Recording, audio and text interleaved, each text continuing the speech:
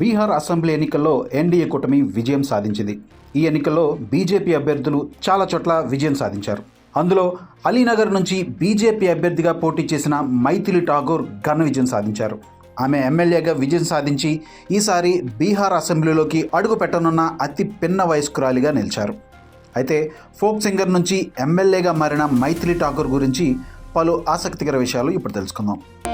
अंग अंग रूप अनूप बन्यो है अंग अंग रूप जेना प्रधानमंत्री जी लाल किला से आह्वान केने छलकिन है कि 1 लाख युवा जिनकर पॉलिटिक्स राजनीति से कोनो लेन देन नहीं छली है उनका 1 लाख युवाओं के वो भारत के राजनीति से जोड़ते। మైథిలి ఠాకూర్ సింగర్గా, సోషల్ మీడియా ఇన్ఫ్లుయెన్సర్గా గుర్తింపు పొందారు. మైథిలి ఠాకూర్ 2000 సంవత్సరం జూలై 25వ తారీఖున జన్మించారు. ఆమె కుటుంబం బీహార్లోని మధుబని జిల్లాలోని బెనిపట్టికి చెందినవారు. ఆమెది సంగీత ప్రియుల కుటుంబం. మైథిలి ఠాకూర్కు తొలి గురువు ఆమె తండ్రి రమేష్ ఠాకూర్. మైథిలి తల్లి గృహిణి కాగా ఆమెకి 2 తమ్ముళ్ళు రిషబ్ ఠాకూర్, అయాచి ఠాకూర్ ఉన్నారు. మైథిలి మాదిరిగానే ఆమె 2 సోదరులు కూడా సంగీత ప్రపంచంలో ఉన్నారు. మైథిలి కుటుంబం చాలా కాలం క్రితం ఉపాధి కోసం ఢిల్లీకి షిఫ్ట్ అయింది. అక్కడే మైథిలి తన విద్యను కొనసాగించారు.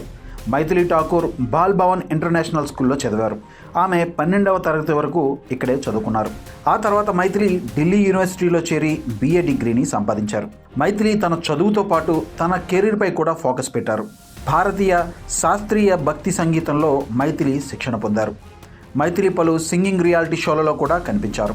మైథిలి భోజ్పురి, హిందీలో భక్తి సాంగ్స్, ఫోక్ సాంగ్స్ పాడుతూ ప్రత్యేక గుర్తింపు పొందారు.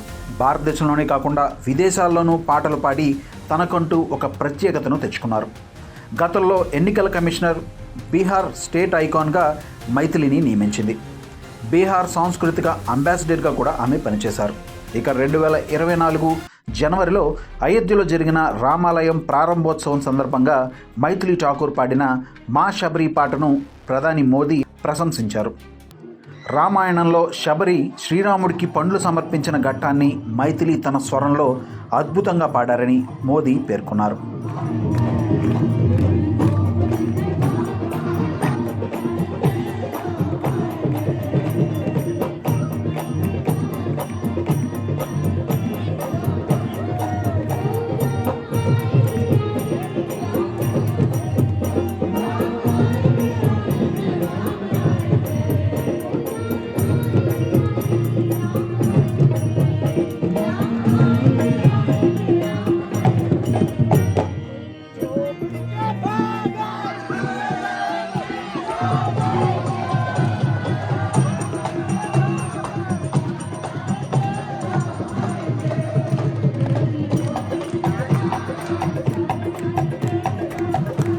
అయితే రాజకీయాల్లోకి ఎంట్రీ ఇచ్చిన మైథిలి బీజేపీలో చేరారు.